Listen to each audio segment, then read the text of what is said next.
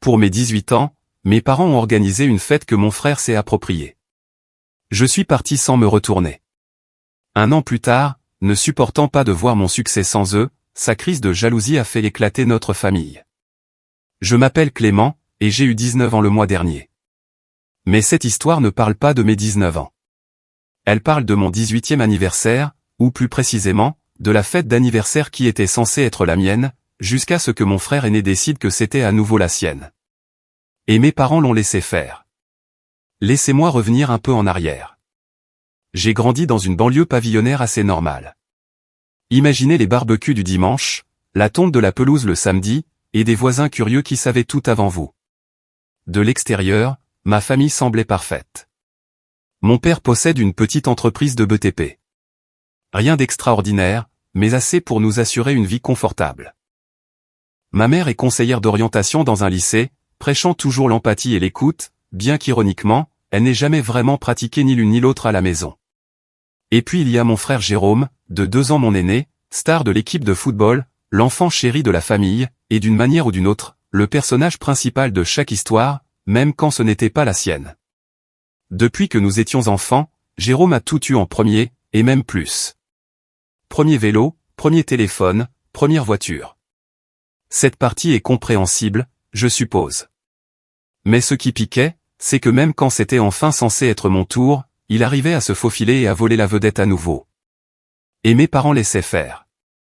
Non, pire. Ils l'encourageaient. Ça ne me dérangeait pas avant. J'étais le gamin silencieux. Je restais dans mon coin, j'avais des notes correctes, je ne causais jamais de problème. Je me disais que si je restais à l'écart et que je faisais mon truc, ils me remarqueraient en temps voulu. Ils ne l'ont pas fait, du moins pas d'une manière qui comptait.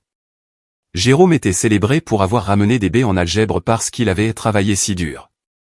J'ai obtenu une bourse d'études complète pour une université publique et j'ai eu droit à un poli, c'est bien, chéri, avant que la conversation ne dévie sur la recherche d'emploi de Jérôme. Il ne cherchait même pas. Pourtant, je ne les ai jamais vraiment confrontés à ce sujet. Je me disais que ça ne valait pas la peine de faire des histoires. J'ai tout gardé pour moi, j'ai souri à travers tout ça, j'ai joué le rôle du bon fils compréhensif. Mais parfois, ce n'est pas un seul moment qui vous brise. C'est l'accumulation lente de petites blessures. Et mon 18e anniversaire. Ce fut la coupure finale qui a finalement tout fait saigner. Ça a commencé assez innocemment. Quelques mois avant mon anniversaire, maman m'a demandé si j'avais des idées sur la façon dont je voulais le célébrer. Rien d'extravagant. J'ai dit peut-être une fête dans le jardin, quelques amis, de la musique, un feu de camp, quelque chose de tranquille. Elle semblait en fait enthousiaste. Elle a dit que c'était une étape importante et qu'elle voulait la rendre spéciale. Je me souviens exactement de cette phrase parce qu'elle l'a dite comme si ça avait un sens. J'ai commencé à l'aider à planifier. Nous avons fait des listes, qui inviter, quel genre de nourriture commander, on a même parlé d'installer ces guirlandes lumineuses que nous ne sortions que pour le 14 juillet. C'était agréable, comme si pour une fois, quelque chose me concernait. Je ne demandais pas une parade ou quoi que ce soit. Je voulais juste sentir que je comptais. Et puis Jérôme est rentré pour les vacances de printemps. Il était censé être à l'université, mais il a abandonné après un semestre. Il a dit que ce n'était pas pour lui. Mes parents ont à peine scié. Ils ont dit qu'ils étaient fiers de lui d'avoir compris ce qu'il ne voulait pas. Comme si c'était une sorte d'accomplissement. Pendant ce temps, je remplissais des dissertations pour des bourses dans la même pièce et j'ai eu droit à un commentaire passif-agressif sur le fait de m'assurer que je ne me mettais pas trop de pression.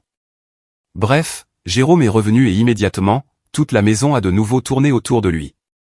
Il s'est affalé sur le canapé comme s'il n'était jamais parti, a pillé le frigo, laissé des serviettes sur le sol de la salle de bain, et soudain, c'était comme si je n'existais plus. Mon père racontait de nouveau de vieilles histoires de Jérôme au dîner, comme la fois où il a marqué le but de la victoire en 3e.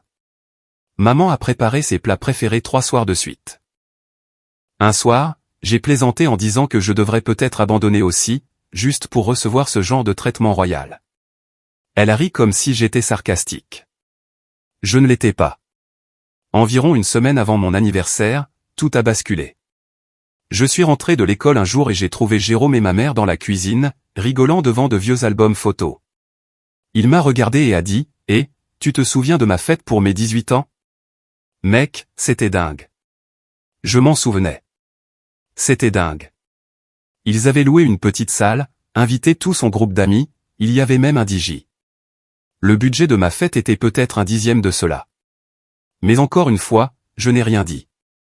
Puis Jérôme a lâché la bombe, l'air de rien. Tu sais quoi? Ce serait marrant, a-t-il dit. Si on le refaisait, comme une deuxième fois. Mes 18 ans, c'est passé si vite, je m'en souviens à peine. Faisons une fête, mais tranquille cette fois. Jardin, musique, feu de camp. J'ai un peu envie de revivre ça, mais plus lentement. Je me suis figé. Ma mère lui a souri comme s'il venait de résoudre la faim dans le monde.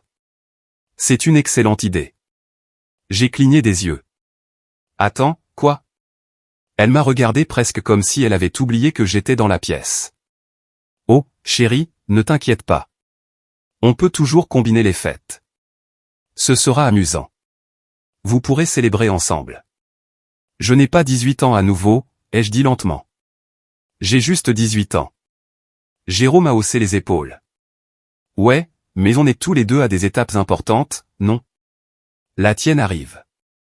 La mienne, c'est comme un voyage dans le passé. Ce n'est pas grand-chose. Une fête tranquille, pour nous deux. Quel est le mal? J'ai regardé ma mère, attendant qu'elle dise quelque chose. N'importe quoi. Qu'elle fixe une limite. Qu'elle lui rappelle que c'était mon jour. Au lieu de ça, elle a hoché la tête pensivement. Vous pourriez même partager la liste d'invités. Comme ça, tout le monde s'entendra bien et ce sera plus un événement familial. Je n'ai pas répondu. Je ne me faisais pas confiance pour le faire. Tout ce que j'entendais, c'était le sang qui battait dans mes oreilles. Cette fête spéciale que j'avais planifiée, disparue, détournée, absorbée par la tournée nostalgique de Jérôme. Au cours des jours suivants, ça n'a fait qu'empirer. Les décorations que j'avais aidé à choisir ont été remplacées par celles que Jérôme préférait. Mon groupe d'amis a été réduit parce qu'on ne peut pas inviter trop de monde, chérie, ça reste notre jardin. Le gâteau que je voulais a été rejeté au profit d'un parfum que Jérôme préférait. Il a même demandé si ça me dérangeait de passer certaines de ses anciennes playlists pour l'ambiance. J'ai commencé à me sentir comme un invité à ma propre célébration, comme un figurant dans le film de quelqu'un d'autre. Mon père n'a pas aidé non plus. Quand je lui ai dit que je me sentais mis de côté, il a dit « Ce n'est qu'un jour, Clément. N'en fais pas toute une histoire. Laisse ton frère en profiter aussi. » Comme si je n'avais pas déjà été mis sur la touche pendant les 18 dernières années. Le jour de la fête est arrivé. Et laissez-moi vous dire, ce n'était pas la mienne. Dès la seconde où les gens sont arrivés, ils ont salué Jérôme en premier. « Oh mec, Jérôme, de retour de la fac. Tu n'as pas déjà eu 18 ans? C'est ta fête? » Et il riait, leur tapait dans le dos, en disant « Nan, on nous fête tous les deux aujourd'hui. » Sauf que personne ne me regardait. Personne ne me disait « Joyeux anniversaire. » Sauf si je le leur rappelais. Mon nom n'était même pas sur le gâteau. Et ce n'était que le début de la soirée. Ce qui s'est passé ensuite, ce qui m'a finalement fait craquer, était si ridicule, si humiliant. J'en ai encore des frissons en y pensant. Mais je garderai cette partie pour le prochain post. Disons simplement que j'ai quitté cette fête avant qu'on allume les bougies et je ne suis pas revenu. Pas seulement à la fête, mais à eux. La musique était trop forte. Pas dans le sens cette fête est géniale, mais dans ce genre de pulsation écrasante dans les sinus qui fait bégayer vos pensées. Je me tenais dans un coin de mon propre jardin, tenant un gobelet en plastique de soda tiède, faisant semblant de participer à une conversation dont je ne faisais même pas partie. Mes amis étaient dispersés dans le jardin, principalement regroupés dans un coin près de la clôture, probablement parce qu'ils se sentaient aussi déplacés que moi. Les amis de Jérôme, en revanche, avaient tout envahi, le foyer, la table de la nourriture, et même la playlist. Et chaque fois que j'essayais de me réinsérer dans la fête que j'avais aidé à planifier, c'était comme essayer de passer par une porte qui avait déjà été claquée. Je me souviens avoir regardé autour de moi et pensé, peut-être que je surréagis. Peut-être que je dois juste me détendre et laisser faire. Ce n'est qu'une nuit. C'est ce que papa a dit, non? Mais ensuite, j'ai vu la bannière. Elle était accrochée au-dessus de la terrasse, suspendue avec des punaises tordues comme si quelqu'un l'avait assemblée à la dernière minute. De grandes lettres audacieuses disaient « Les 18 ans des Jérôme encore » avec un emoji clin d'œil sur le côté. Ce stupide petit emoji clin d'œil comme si tout ça n'était qu'une grosse blague. Ma mâchoire est littéralement tombée. Je ne l'avais même pas remarqué pendant l'installation, probablement parce que c'était une de ces surprises de dernière minute qu'ils ont accrochées pendant que j'étais dans le garage à chercher plus de chaises. Aucune mention de moi. Pas même un anniversaire commun ou le grand jour de Clément. Juste Jérôme, encore. Je me suis approché de ma mère qui planait près du barbecue, donnant des instructions à mon oncle comme si elle organisait un mariage. « Où est la bannière qu'on a faite ?» ai-je demandé doucement. Elle a cligné des yeux. « Quelle bannière ?» Celle avec nos deux noms. Celle qu'on a imprimée la semaine dernière. Je t'ai aidé à la concevoir. Oh, a-t-elle dit, enlevant un semblant de peluche imaginaire de sa blouse. Eh bien, Jérôme a dit qu'elle avait l'air un peu chargée et on ne voulait pas embrouiller les gens, tu sais. Celle-ci est plus amusante. Je l'ai fixée. Donc, tu as juste jeté celle qu'on avait prévue. Elle a eu le culot de froncer les sourcils comme si j'étais celui qui était déraisonnable. Chérie, n'en fais pas toute une histoire. Tout le monde sait que c'est aussi ton anniversaire. Non. Non, il ne le savait pas. Personne ne m'avait dit un mot à moins que je ne le dise en premier. Même les amis de Jérôme me lançaient des regards confus, comme si j'étais le gamin bizarre du voisin qui s'était accidentellement retrouvé à la mauvaise fête. Je me suis retourné et j'ai marché vers la clôture où mes amis étaient assis. Mon meilleur ami, Kylian, m'a adressé un sourire pincé alors que j'approchais. « Ça va, mec ?» a-t-il demandé. J'ai forcé un hochement de tête. Totalement, je vis le rêve. Nous savions tous les deux que je mentais, mais il n'a pas insisté. J'appréciais ça chez lui. Nous avons discuté un peu, essayant de prétendre que la nuit n'était pas un désastre complet quand soudain la voix de Jérôme a retenti de l'autre côté du jardin. « Yo, tout le monde, silence une seconde. » La musique s'est arrêtée et la foule s'est tue. Il était debout sur une des chaises de la terrasse, une boisson à la main comme s'il s'apprêtait à prononcer un discours à la nation. « Je veux juste dire merci d'être venu ce soir », a-t-il souri.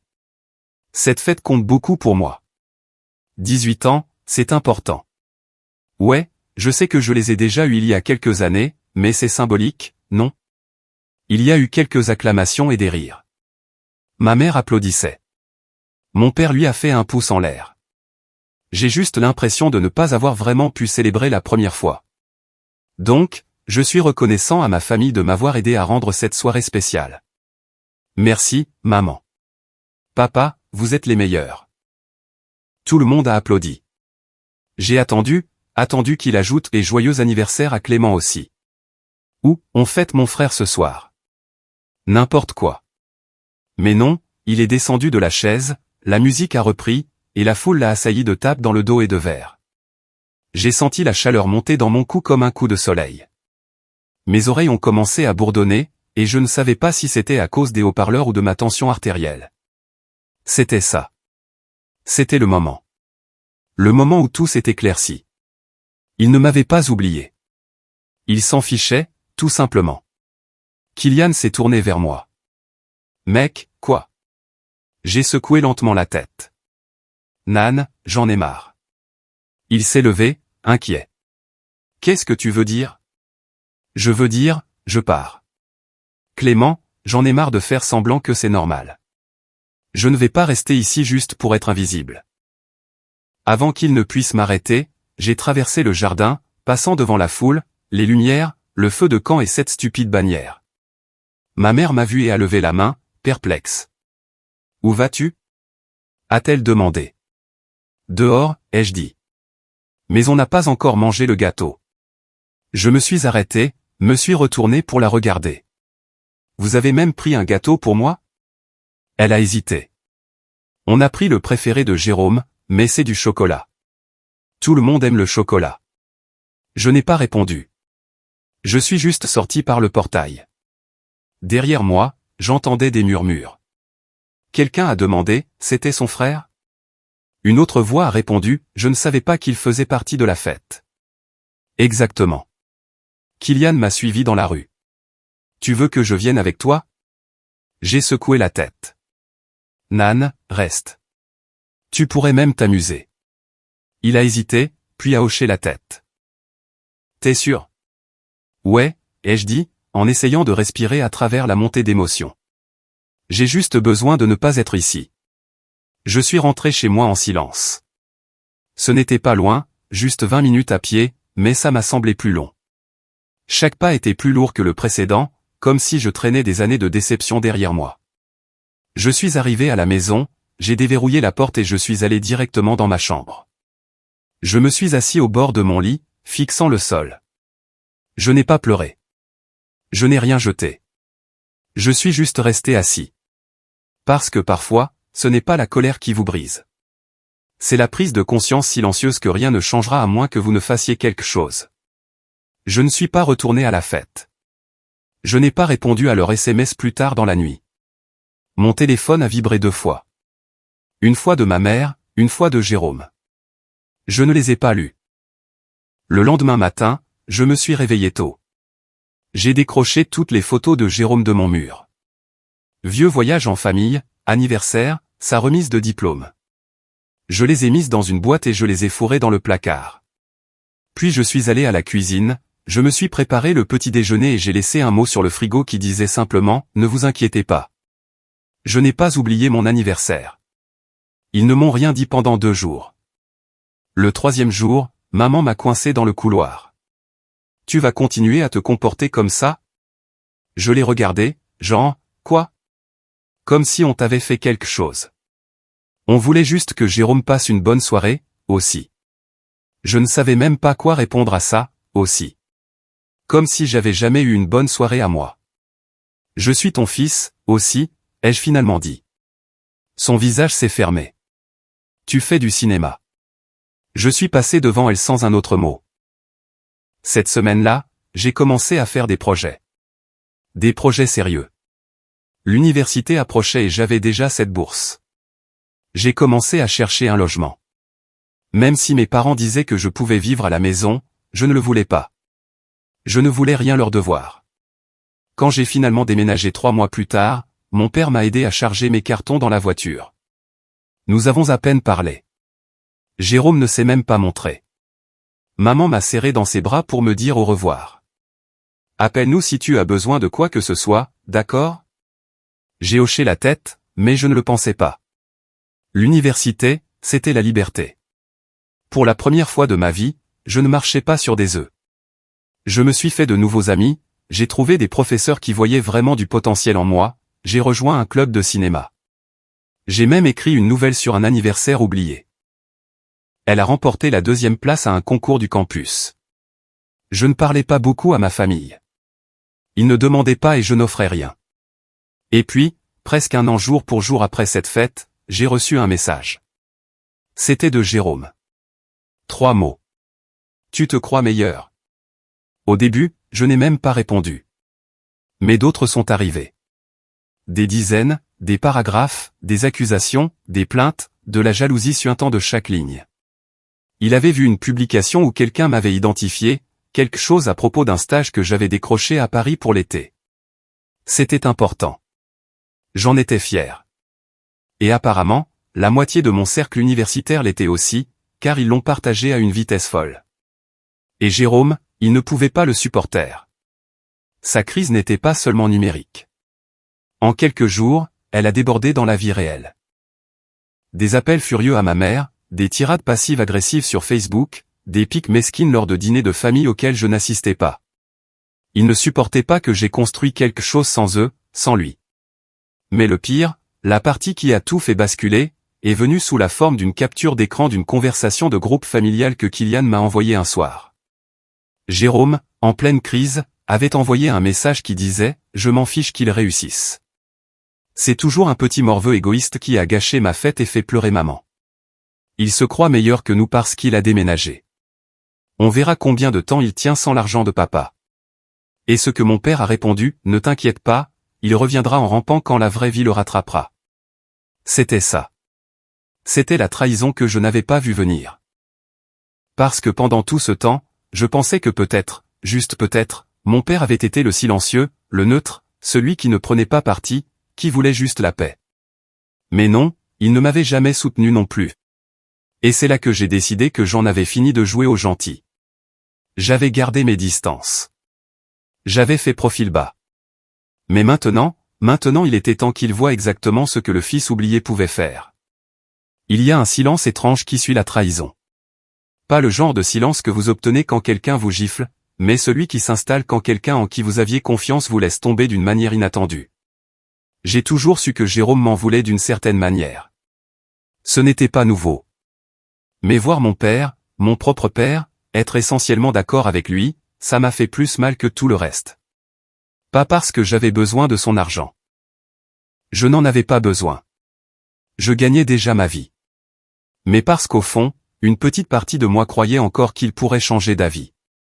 Que peut-être une fois que je serais parti et que je leur aurais montré que j'étais sérieux, quelqu'un dans cette maison dirait enfin, nous avions tort.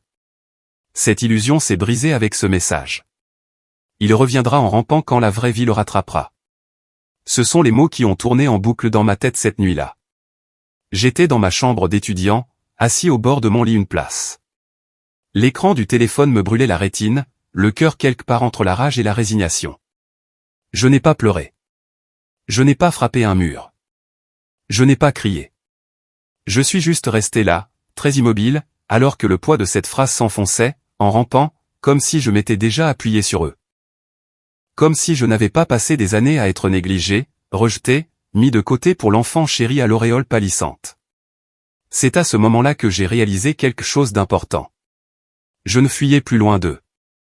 Je courais vers autre chose, quelque chose de mieux, quelque chose qui ne nécessitait pas leur approbation. Mais avant de pouvoir grimper, je devais d'abord tomber. Et croyez-moi, je suis tombé. Mon deuxième semestre m'a frappé de plein fouet. L'excitation de la liberté s'est vite estompée, et la pression de devoir faire mes preuves s'est installée durement. Entre les cours, mon job à temps partiel dans un café étudiant, et les candidatures de stage que je continuais d'envoyer dans le vide, je dormais à peine. Il y avait des nuits où je m'endormais sur mon ordinateur portable, me réveillant avec des marques de clavier sur la joue et une dissertation à moitié finie clignotant à l'écran. L'argent était serré. Ma bourse couvrait les frais de scolarité et le logement. Mais la nourriture, les livres, les vêtements, tout ça était à ma charge. Je me souviens d'une semaine où j'ai vécu de flocons d'avoine et de beurre de cacahuète parce que j'avais mal calculé mon budget après avoir acheté un manuel qui coûtait plus cher que ma veste d'hiver. Je ne l'ai dit à personne, pas même à Kylian. J'ai juste tenu le coup, jour après jour. Je me disais, c'est temporaire. Ils pensent que tu vas échouer. Prouve-leur qu'ils ont tort. Je travaillais tôt au café tous les vendredis et dimanches, ce qui signifiait me lever à 5h30, marcher dans la gadoue gelée juste pour servir du café brûlé à des étudiants de dernière année en gueule de bois. Certains matins, je me demandais si ça en valait la peine, si je devais juste abandonner et prendre le chemin le plus facile.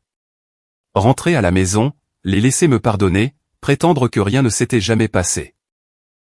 Mais ensuite, je me souvenais de la fête, de cette bannière, de ce gâteau, de ce message de mon père, et je m'accrochais encore plus fort. Le fond du trou n'a pas été un moment unique pour moi. C'était une saison lente et difficile, une série de jours qui se confondaient. Chacun un peu plus lourd que le précédent. Mais même dans cette obscurité, de petites étincelles ont commencé à apparaître. J'ai rejoint officiellement le club de cinéma en février. J'avais assisté à quelques réunions à l'automne, mais maintenant je m'engageais. J'ai commencé à écrire de courts scénarios, à aider d'autres étudiants sur leurs projets, à apprendre à utiliser le matériel de caméra du club. Pour la première fois de ma vie, j'étais entouré de gens qui ne me comparaient à personne d'autre, qui me voyaient comme Clément, pas le frère de Jérôme. C'était déconcertant d'être entendu, qu'on me demande mon avis, d'être respecté. Un week-end, une étudiante de dernière année nommée Maëlle m'a demandé si je voulais l'aider à tourner un court-métrage pour un concours étudiant. Elle a dit qu'elle aimait la façon dont j'avais monté un segment documentaire pour la chaîne YouTube du club. C'est subtil, m'a-t-elle dit. Tu sais comment raconter une histoire sans crier. Je ne savais même pas quoi répondre à ça. Nous avons passé 2 semaines à filmer son projet. De longues nuits, à peine de sommeil, beaucoup de mauvais café de la cafétéria, mais c'était amusant. Je me sentais utile.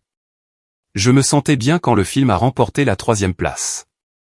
Elle m'a tendu le certificat comme si c'était aussi le mien. Tu as sauvé ce truc, a-t-elle dit. Sérieusement, tu as un don. Ces mots sont restés en moi plus que n'importe quelle carte d'anniversaire que j'ai jamais reçue. À peu près à la même époque, mon professeur d'écriture de scénario m'a pris à part après le cours. Vous avez quelque chose, a-t-il dit. Vous voyez les couches émotionnelles même dans les petits moments. C'est rare. Il m'a proposé de me encadrer, de m'aider à peaufiner un scénario et à le soumettre à une bourse d'écriture pour étudiants de premier cycle. C'était compétitif. Seules 3 personnes étaient admises chaque année. Je ne m'attendais pas à grand-chose, mais j'ai postulé quand même. En attendant, j'ai pris un service supplémentaire au café. J'ai commencé à donner des cours de soutien en composition française au centre étudiant. J'ai aidé Maël sur un autre projet de film. J'ai rempli chaque heure libre avec quelque chose qui me faisait avancer, petit à petit. Je n'ai rien posté à ce sujet. Ni sur Instagram, ni sur Twitter. Je n'essayais pas de frimer ou de me vanter. Je n'étais pas encore intéressé à prouver quoi que ce soit. Je voulais juste construire quelque chose de solide, de réel, selon mes propres termes. C'est pourquoi ce fut un tel choc quand l'annonce de mon stage a explosé. Vous voyez, le campus avait ce tableau d'affichage numérique où les étudiants pouvaient partager leur réussite. J'ai posté sur le fait d'avoir décroché un stage d'été dans ce studio de production de taille moyenne à Paris. Pas un grand nom, mais respecté dans les cercles du cinéma indépendant. Je ne pensais pas que quiconque en dehors de mon département le remarquerait, mais Maël l'a reposté. Puis le compte du club de cinéma l'a fait. Puis un de mes anciens amis du lycée l'a partagé sur Facebook avec une légende du genre « Regardez qui fait des vagues ». Et juste comme ça s'est répandu. C'est là que Jérôme l'a vu. Je ne lui avais pas parlé depuis presque 1 an. Pas de SMS.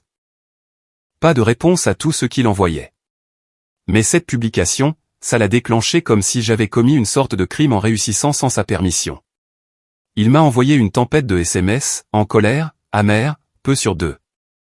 Il m'a accusé d'essayer de le faire passer pour un mauvais, d'être faux, de monter la famille contre lui en ignorant tout le monde. Il a dit que j'étais un frimeur, que je n'avais obtenu le stage que parce qu'ils avaient besoin de diversité. Je suis métisse, moitié philippin du côté de ma mère. Non pas qu'il ait jamais reconnu cette partie de moi en grandissant. Mais le message le plus révélateur, celui qui m'a montré exactement où il en était, tu as toujours été jaloux de moi. Admets-le. J'ai fixé cette ligne pendant longtemps. Jaloux ? Il pensait vraiment que j'avais passé ma vie à l'envier. Le gars qui a atteint son apogée au lycée, qui a abandonné l'université après un semestre, qui ne pouvait pas supporter de ne pas être le centre de l'attention une seule soirée. Ça aurait été drôle si ce n'était pas si triste. Je n'ai pas répondu. Au lieu de ça, j'ai sauvegardé la capture d'écran parce que cette crise ne concernait pas seulement moi. C'était lui qui réalisait qu'il n'avait plus de miroir pour se refléter. J'étais sorti de l'arrière-plan et maintenant il était forcé de voir ses propres fissures. Les retombées de sa crise se sont propagées rapidement. Il a couru vers mes parents. A prétendu que je lui frottais mon succès au visage. A dit que je brisais la famille en refusant de rentrer à la maison pour les vacances. Il a même posté un statut Facebook qui m'accusait vaguement de manipuler les gens pour la notoriété, ce qui, encore une fois, aurait été risible si ce n'était pas si triste. Mais voilà le truc quand on grandit dans l'ombre de quelqu'un. Une fois que vous en sortez, ils ne peuvent plus la projeter. J'ai continué. J'ai terminé le semestre avec une moyenne de 16/20. Mon scénario a été accepté pour la bourse. J'ai passé l'été à Paris à travailler de longues heures pour un salaire bas mais une grande expérience. J'ai rencontré des gens qui me prenaient au sérieux. J'ai travaillé. J'ai appris. J'ai observé comment fonctionnaient les vraies productions. Et chaque fois que je prenais le métro ou que je m'asseyais à mon petit bureau de sous-location, je me rappelais que j'avais mérité ça. Chaque seconde. À la maison, Jérôme a sombré. Je ne l'ai pas vu directement, mais Kylian me tenait au courant. Jérôme était de retour chez mes parents, sans emploi, amer, déclenchant constamment des disputes. Il a même essayé de reprendre des études en BTS, mais a abandonné après 1 mois, accusant des professeurs incompétents de ses mauvaises notes. Il se plaignait à ma mère, se plaignait qu'elle me laissait tout passer. Même si je ne leur avais pas demandé un seul centime depuis que j'étais parti, mes parents ont commencé à appeler plus fréquemment, pas pour s'excuser. Non, ils étaient encore trop fiers pour ça, mais avec de petites tentatives de culpabilisation déguisées en inquiétude. Tu nous manques, disait maman. Jérôme traverse une période difficile. Papa a un jour texté, je sais que les choses se sont envenimées, mais tu fais toujours partie de cette famille. Mais je ne suis pas tombé dans le panneau. Pas encore. Ils n'avaient pas reconnu ce qu'ils avaient fait. Ils n'avaient pas assumé le favoritisme, le mépris, les années de silence. Ils voulaient juste que les choses redeviennent normales sans mériter le droit de le demander. Et je n'avais aucune intention de revenir. Pas avant d'être prêt, et quand je le serais enfin. Disons simplement que je me suis assuré que mon retour ne soit pas silencieux. J'ai entendu une citation un jour, la meilleure des vengeances est de bien vivre. Ça sonne sage, élégant, comme quelque chose que l'on trouverait brodé sur un coussin dans le bureau de son thérapeute. Mais la vérité, c'est que cette citation a été écrite par quelqu'un qui n'a jamais été humilié par sa propre famille le jour de ses 18 ans. Quelqu'un qui n'a jamais eu à prétendre qu'il allait bien, pendant que les personnes censées l'aimer oubliaient même son existence. Bien vivre était un début, bien sûr, mais pour moi, ce n'était pas suffisant. Je ne voulais pas seulement échapper à l'ombre de ma famille. Je voulais allumer les projecteurs et montrer à tout le monde qui se tenait dans le noir depuis tout ce temps. Je voulais qu'ils me voient, non pas comme le silencieux, non pas comme le frère de Jérôme, ni même comme celui qui a déménagé, mais comme l'homme qui a tout construit sans leur aide et qui se tenait plus grand qu'aucun d'entre eux ne l'avait jamais imaginé. Mais d'abord, il me fallait de la patience, de la planification, de la précision. La vengeance n'est pas une question de rage. Il ne s'agit pas de crier ou de se battre ou de poster des paragraphes en colère en ligne. C'est ce que Jérôme a fait. Et regardez où ça l'a mené. Fauché, amer, et en train de ruminer sa propre apitoiement chez mes parents. Non, ma vengeance devait être silencieuse. Je voulais qu'il l'invite. Je voulais qu'ils la voient se dérouler et réalisent trop tard qu'ils avaient orchestré leur propre chute. Tout a commencé par un message de Maëlle. C'était quelques semaines après la fin de mon stage d'été. J'étais de retour à la fac, me préparant pour ma 3e année, quand elle m'a texté. Tu te souviens d'Alexandre du festival de films? Il lance quelque chose. Il veut te parler. Alexandre était un producteur que j'avais rencontré grâce au court-métrage de Maëlle l'année précédente. Plus âgé, vif, un de ces gars qui se souvient des noms et vous serre la main comme si vous étiez déjà important. Je ne m'attendais pas à avoir de ses nouvelles. Nous avons organisé un appel vidéo. Il a été direct. Je suis en train de monter une nouvelle branche de production numérique, a-t-il dit. Des documentaires courts, des mini-films de marque, du contenu axé sur les réseaux sociaux, des jeunes talents, un regard neuf. Je veux que tu sois l'un des scénaristes. J'ai cligné des yeux. Attends, Jean, payé. Il a ri. Pas beaucoup, mais assez. Et c'est à distance. Tu peux le faire tout en finissant tes études. Tu serais le plus jeune de l'équipe. Intéressé? Je n'ai même pas eu besoin de réfléchir. Oui, à 100%. Le travail n'était pas glamour au début. Écrire des scripts de voix off, rédiger des synopsis pour des histoires humaines de 5 minutes, vérifier les faits des transcriptions d'interviews, mais c'était réel. C'était le métier, et je me faisais des contacts. Je continuais à travailler au café le week-end, mais le boulot numérique me donnait de la flexibilité et, plus important encore, de la crédibilité. C'était la première phase. La deuxième phase est arrivée quand l'un des réalisateurs du cercle du studio, un gars nommé Raphaël, a aimé l'un de mes courts scénarios. C'était une pièce calme et introspective sur un étudiant en conflit avec sa famille qui essaie de se construire une vie seule. Je ne lui avais pas dit que c'était essentiellement mon autobiographie. Il a dit, ça a du mordant. Tu as pensé à le réaliser. Je ne l'avais pas fait, pas sérieusement, mais l'idée s'est logée dans mon cerveau comme une allumette attendant d'être craquée. Alors, j'ai commencé à planifier. J'ai passé des semaines à réécrire le scénario, à resserrer les dialogues, à affiner les tournants émotionnels. Je l'ai envoyé à Maëlle, qui m'a donné des retours honnêtes et brutaux et m'a aidé à le polir pour en faire quelque chose dont j'étais vraiment fier. Puis je l'ai soumis au fonds cinématographique du campus. Ils m'ont accordé une subvention de 3 000 €. Pas grand-chose en termes de cinéma, mais assez pour commencer. Nous avons commencé à filmer cet automne-là. C'était petit, moi, Maëlle, 2 acteurs du département de théâtre, et une caméra empruntée au club. Nous avons utilisé les bâtiments du campus, les résidences universitaires, et même un restaurant miteux près de la rue principale comme lieu de tournage. Je l'ai appelé le second fils. Je n'ai dit à personne de quoi il s'agissait vraiment, mais j'ai tout mis dans ce film.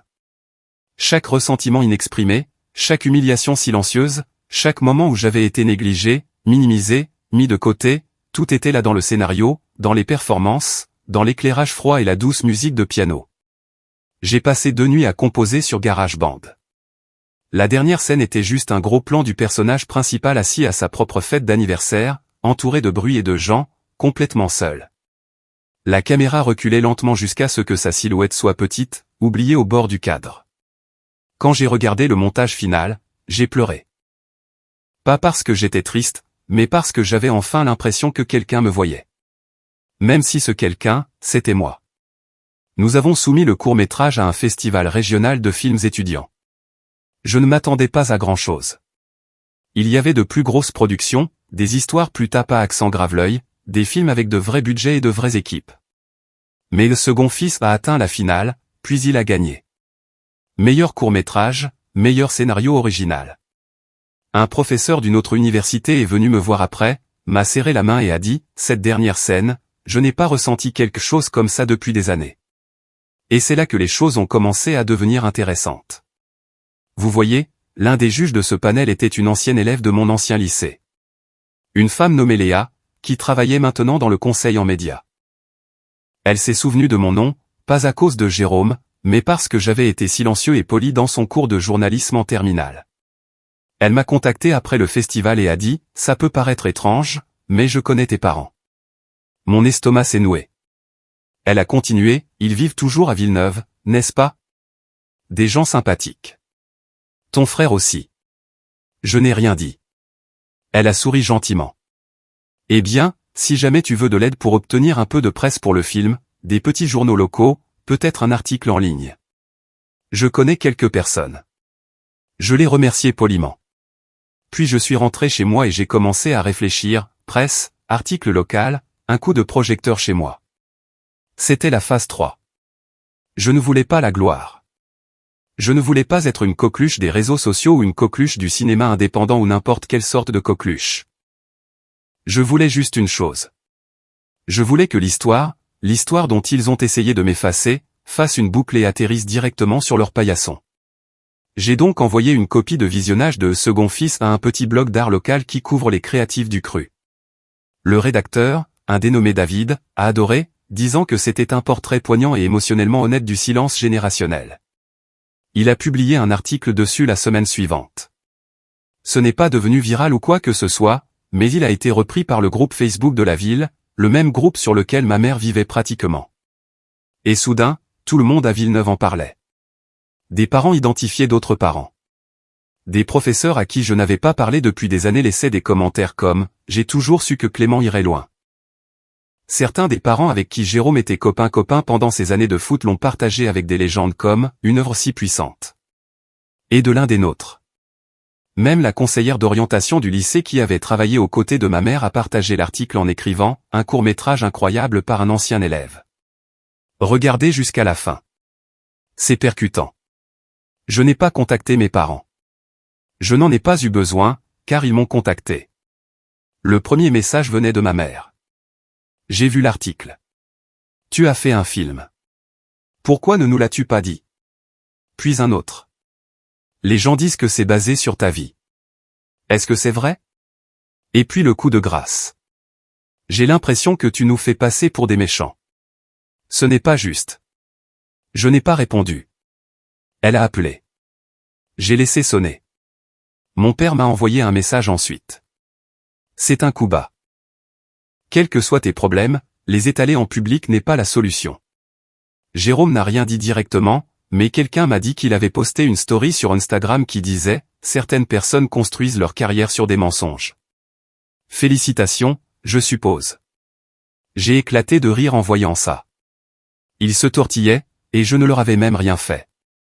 J'avais juste dit la vérité, encadré dans la fiction, enveloppé de cinématographie et d'accords de piano doux. Et c'est à ce moment-là que j'ai su que j'avais le pouvoir. Ils avaient passé des années à contrôler le récit. Jérôme le fils prodige, Clément l'ombre silencieuse, le second fils. Mais maintenant toute la ville me regardait. Et la dernière pièce du puzzle est arrivée lorsque mon université a annoncé son gala vitrine annuel des anciens élèves, organisé dans ma ville natale. Le directeur du département m'a contacté, disant qu'il projetait des œuvres d'étudiants sélectionnées dans le cadre de l'événement. Il m'a demandé si je voudrais présenter personnellement un second fils avant la projection. L'événement se tenait au théâtre communautaire de Villeneuve, à 3 rue de la maison de mon enfance. J'ai dit oui. Et puis j'ai réservé 2 billets supplémentaires. Parce que s'il y a une chose que j'ai apprise, c'est qu'on n'a pas besoin de s'incruster à la fête de quelqu'un d'autre quand on peut en organiser une meilleure soi-même et leur envoyer une invitation. Il y a un type de silence particulier qui n'existe que dans les salles de spectacle. Il est différent du silence d'une bibliothèque ou d'une église. Il est plus lourd. Il bourdonne. C'est la retenue collective du souffle d'une centaine de personnes, toutes concentrées sur la même image, la même histoire. Et ce soir-là, le soir de la première de mon court-métrage Second Fils dans ma ville natale, je me tenais au fond du théâtre communautaire de Villeneuve, regardant une salle entière sombrer dans ce silence. Des rangées de sièges en velours rouge s'étendaient devant moi, remplies d'inconnus, de voisins, de professeurs et d'étudiants. Mais au 5e rang, un peu à gauche du centre, se trouvaient 3 silhouettes très familières. Ma mère, raide dans son blazer du dimanche. Mon père, les bras étroitement croisés sur sa poitrine.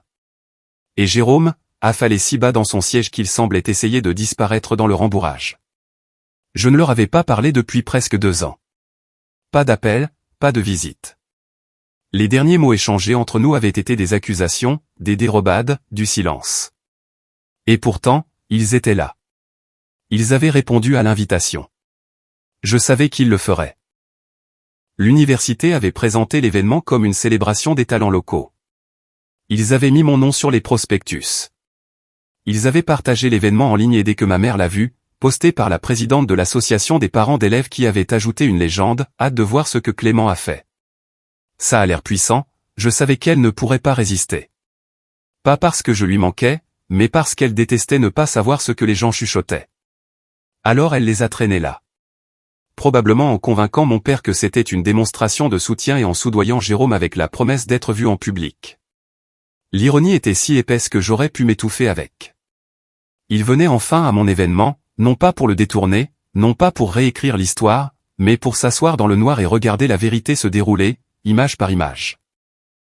Les lumières se sont éteintes, l'écran s'est allumé, et puis ma voix a rempli la salle. J'avais enregistré l'introduction moi-même, un court message au public avant le début du film. Mon visage est apparu à l'écran, plus âgé maintenant, plus calme, plus affûté qu'il ne s'en souvenait probablement. Bonjour, je suis Clément Renard, ai-je dit. J'ai écrit et réalisé Le Second Fils comme un moyen de traiter le silence. Le genre qui s'accumule au fil des ans jusqu'à ce que vous commenciez à croire que votre voix n'a pas d'importance. Cette histoire ne parle pas seulement de moi. Elle parle de quiconque s'est déjà senti invisible dans sa propre famille. J'espère qu'elle vous rappellera d'écouter plus attentivement, surtout les personnes que vous pensez déjà comprendre. Et puis ça a commencé. Le film s'ouvrait sur un plan silencieux d'une fête d'anniversaire en plein essor. Des rires, de la musique, des verres qui tintent, mais la caméra s'attardait sur une personne, le protagoniste. Assis au bord de la table de la terrasse, à moitié dans le cadre, oublié. Au fur et à mesure que l'histoire se déroulait, les parallèles étaient indéniables. Des scènes de favoritisme, des récits réécrits, de la négligence émotionnelle. Des moments où le protagoniste essayait de s'exprimer pour être repoussé avec des phrases comme « Ne sois pas si sensible » ou « Pourquoi ne peux-tu pas simplement être heureux pour ton frère ?» Et puis est venue la scène de l'anniversaire, le coup de grâce final.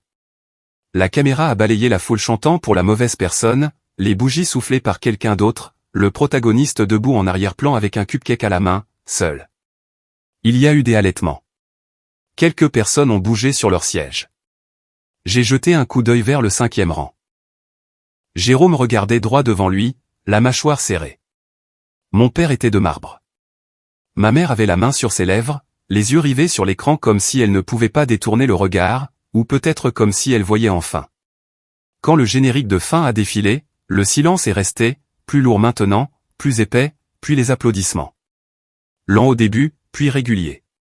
Je me suis avancé du fond de la salle vers le petit pupitre près de l'écran. Merci à tous d'être venus, ai-je dit. Ma voix était stable, calme, sans venin, sans théâtralité. Cette histoire a été difficile à raconter. Pas parce que je ne savais pas ce qui s'était passé, mais parce que pendant longtemps, j'ai pensé que peut-être ça n'avait pas d'importance. Je pensais que peut-être la version des événements dont je me souvenais n'était pas assez importante pour être dite à voix haute. J'ai regardé directement le 5e rang. Mais le silence a un coût, et parfois les personnes les plus silencieuses portent les vérités les plus bruyantes. Alors ce soir, je voulais honorer ces vérités. Personne n'a applaudi tout de suite. Pas avant que je ne m'éloigne du micro. Mais alors que je descendais l'allée, des dizaines de personnes m'ont tendu la main, m'ont serré la main, m'ont tapé sur l'épaule, disant des choses comme « ça m'a touché » ou « je me suis vu là-dedans » ou simplement un merci. Je ne me suis pas retourné pour voir si mes parents ou Jérôme étaient restés. Je n'en avais pas besoin, car à l'extérieur du théâtre, alors que je me tenais sous l'auvent, profitant de l'air frais de la nuit, j'ai entendu mon nom. Clément. C'était ma mère. Elle s'est approchée de moi, seule.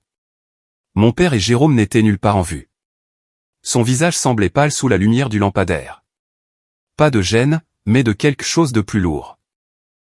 De la culpabilité peut-être, ou la prise de conscience que le fils qu'elle avait ignoré était devenu un homme qu'elle ne reconnaissait pas. C'était beaucoup, a-t-elle dit. Je n'ai rien dit. Elle a baissé les yeux sur ses mains, puis les a relevés. Tu aurais pu nous parler. J'ai haussé un sourcil. J'ai essayé. Vous n'écoutiez tout simplement pas. Elle a grincé des dents, mais elle n'a pas nié. C'est vraiment comme ça que tu te souviens des choses? Oui, ai-je dit avec la certitude tranchante et inébranlable de quelqu'un qui avait attendu des années qu'on lui pose cette question. Elle a dégluti. Je ne savais pas que ça t'avait fait autant de mal. Parce que tu n'as jamais regardé, ai-je répondu.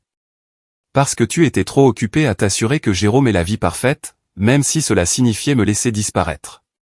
Elle s'est rapprochée. Tu n'es pas invisible, Clément. Nous t'aimons. J'ai souri, un petit sourire triste. Peut-être, mais l'amour sans effort n'est que de la décoration. Elle n'a rien dit après ça. Elle est juste restée là, la bouche entrouverte comme si elle voulait en dire plus. Mais il n'y avait plus rien à donner, aucune excuse qui arrangerait les choses, aucune solution rapide qui effacerait les années de négligence. Alors je me suis retourné et je suis parti. En arrivant au coin de la rue, j'ai vu Jérôme debout près de ma voiture. Il a levé les yeux alors que j'approchais, les bras croisés, le même air renfrogné et défensif qu'il portait toujours quand il sentait le sol se dérober sous ses pieds. « Tu es content maintenant » a-t-il demandé. « Tu nous as fait passer pour des monstres. » Je n'ai pas eu à le faire, ai-je dit. Vous l'avez fait vous-même. Il a secoué la tête, avec un rictus. Tout ça juste pour prouver que tu es meilleur que moi. J'ai ri, sincèrement. Non, Jérôme. Tout ça juste pour prouver que j'étais là. Et je l'ai laissé là, debout, abasourdi sous la lueur de l'enseigne du théâtre qui portait encore mon nom. Dans les semaines qui ont suivi, le film a été repris par une plateforme de streaming en ligne pour les œuvres étudiantes. J'ai commencé à recevoir des messages de gens de tout le pays, des étudiants, des professeurs, même des thérapeutes, tous disant la même chose. Cette histoire comptait. Pendant ce temps, à Villeneuve, les retombées ont été silencieuses mais profondes. Ma mère a pris un congé de l'école. Le bureau d'orientation a été restructuré. Les mères de l'association des parents d'élèves chuchotaient. D'anciens amis prenaient moins de nouvelles. Jérôme a quitté la maison de mes parents 6 mois plus tard après ce que Kylian m'a dit plus tard être une énorme dispute où il les a accusés d'avoir ruiné sa réputation. Il a enchaîné les petits boulots, a essayé une chaîne YouTube, a échoué, et a finalement arrêté de poster complètement. Et mon père, il n'a jamais pris contact. Pas une seule fois. Cela m'en a dit plus que n'importe quelle excuse n'aurait jamais pu le faire. Mais moi, j'ai continué. J'ai obtenu mon diplôme avec mention. J'ai été embauché à plein temps par le même studio de production qui m'avait donné ma chance. J'ai emménagé dans un petit appartement avec des planchers qui craquent et une vue sur la ville qui valait chaque nuit blanche. J'ai continué à écrire, à filmer, à raconter des histoires pour les gens qu'on avait fait se sentir petits. Et chaque année, le jour de mon anniversaire, j'allume une bougie. Non pas parce que j'ai besoin de faire un vœu, mais parce que parfois la plus petite flamme suffit à réduire en cendres tout un faux récit. Ils ont construit leur histoire autour de Jérôme, mais j'ai écrit la fin. Et celle-ci. Celle-ci est la mienne.